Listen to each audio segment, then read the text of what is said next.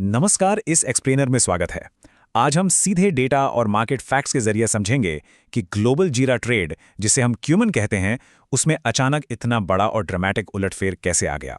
तो चलिए बिना किसी देरी के शुरू करते हैं। आइए जल्दी से आज के एजेंडा पर नजर डालते हैं। हम इन 5 पहलुओं पर बात करेंगे। पहला, द ग्रेट मार्केट रिवर्सल। दूसरा, इंडियाज बम्पर क्रॉप इम्पैक्ट। तीसरा, द चाइना पिवट।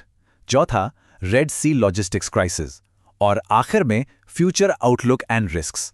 तो शुरू करते हैं हमारे पहले हिस्से से, the great market reversal, from historic boom to post boom correction.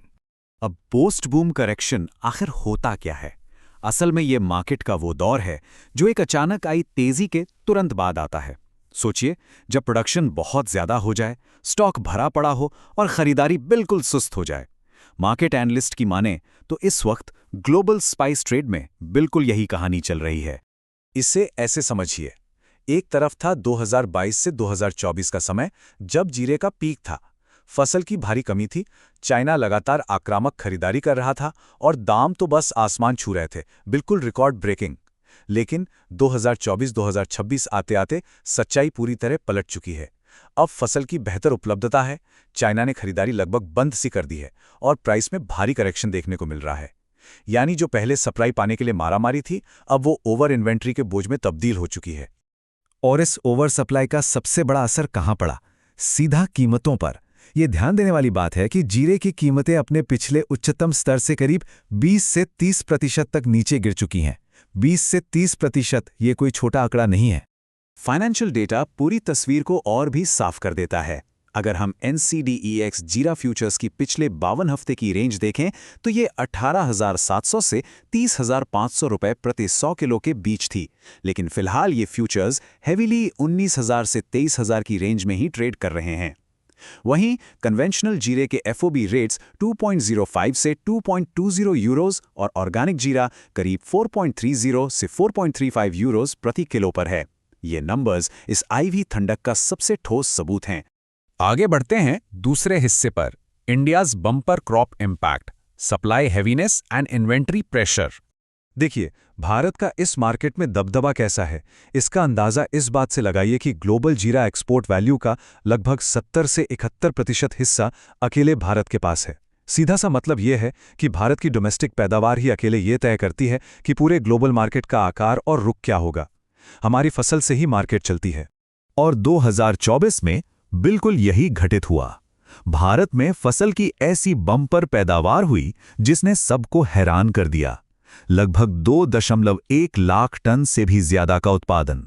सोचिए, इस एक झटके ने पिछले कुछ सालों की उस कमी को धो डाला जब मार्केट सप्लाई के लिए तरस रहा था। खासतौर पर गुजरात और राजस्थान जैसे क्षेत्रों से आई इस मैसिव सप्लाई ने सप्लाई साइड की पूरी कहानी ही पलटकर रख दी। पर इस मैसिव सप्लाई का एक दूसरा पहलू भी है। इसने एक भारी इन्वेंट्री दबाव पैदा कर दिया। एक तरफ तो 2024 का विशाल उत्पादन और दूसरी तरफ पिछली महंगी खरीदारी का बचा हुआ कैरी फॉरवर्ड स्टॉक। बड़े खरीदारों ने डिमांड कम कर दी तो ये सारा स्टॉक घरेलू मार्केट में ही फंस गया। अब इसका नतीजा ये है कि ट्रेडर्स और स्टॉकिस्ट पर होल्डिंग कॉस्ट और फंडिंग का भारी दबाव बन गया है। मजबूरी में अब थोड़ा सा भी मार्केट ऊपर जाता है, लोग अपनी इन्वेंट्री बेचने निकल पड़ते हैं। अब आते हैं तीसरे और बहुत ही रोचक हिस्से पर, the China pivot, from desperate buyer to aggressive competitor. भारतीय निर्यातकों के लिए ये किसी विप्लैश या झटके से कम नहीं था। एक टाइमलाइन देखते हैं। 2022 में भारत में कमी थी तो हमने चाइना से जीरा इंपोर्ट किया। फिर 2024 आया, हमारी फसल शानदार हुई और हमारा एक्सपोर्ट उछलकर चाइना को करीब 78,000 टन पहुंच गया। पर कहानी में ट्विस्ट 2026 के अर्ली डिस्पैच में आया। जनवरी से मार्च के बीच चाइना ने इंपोर्ट अचानक गिरा दिया। नंबर्स गिरकर सिर्फ 8,300 टन रह गए। ऐसा इसलिए हुआ क्योंकि उन्होंने अपनी खुद की इन्वेंट्री मैनेज करना शुरू कर दिया। लेकिन बात सिर्फ इंपोर्ट कम करने की नहीं है। चाइना ने एक बहुत बड़ा उलटफेर करते हुए दुनिया के दूसरे सबसे बड़े जीरा निर्यातक की जगह पर कब्जा जमा लिया है। अब वो सिर्फ खरीदार नहीं बचा, बल्कि एक आक्रामक कॉम्पिटिटर बन गया है जो हर साल 18,000 टन से ज्यादा जीरा ग्लोबल मार्केट में एक्सपोर्ट कर रहा है। अब सवाल ये है कि चाइना इतनी जल्दी ये पैमाना कैसे हासिल कर पाया? जवाब छिपा है उनकी खेती के तरीके में।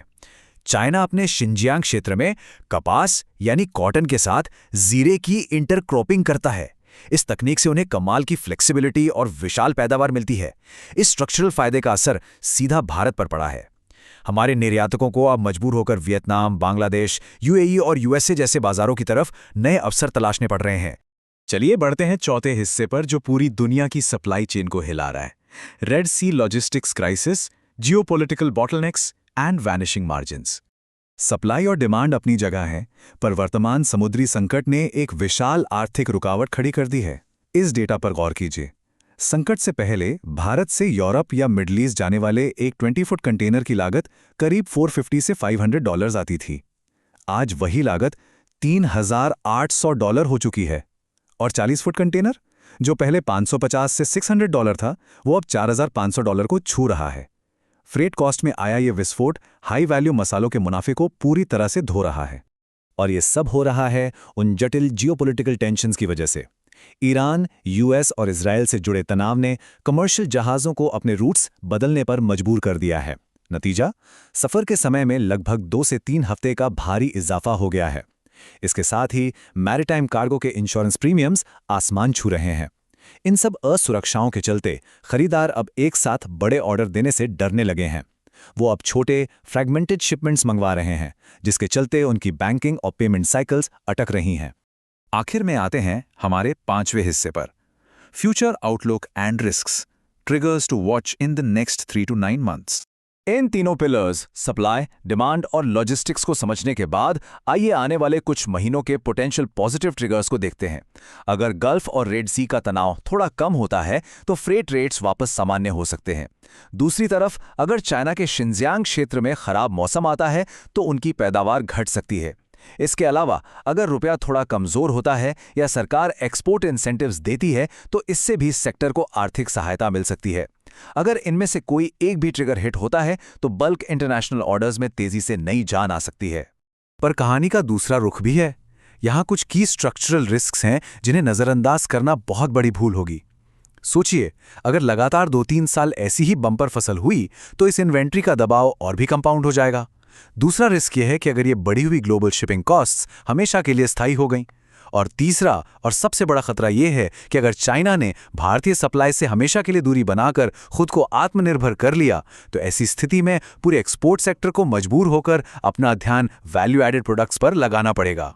इस पूरे विश्लेषण को खत्म करते हुए एक बहुत ही महत्वपूर्ण सवाल उठता है जिसके बारे में हम सबको जरूर सोचना चाहिए। क्या ग्लोबल स्पाइस ट्रेड में आने वाला अगला बड़ा उलटफेर अचानक बदलते मौसम के किसी झटके से आएगा या फिर किसी अनजान जियोपॉलिटिकल संकट से? ये एक ऐसी पहेली है जिसका जवाब इस लगातार बदलते मार्केट की रणनीतियों के बीच खोजना अभी बाकी है। खैर, इस एक्सप्लेनर में आज के लिए बस इतना ही। जुड़ने के लिए धन्यवाद।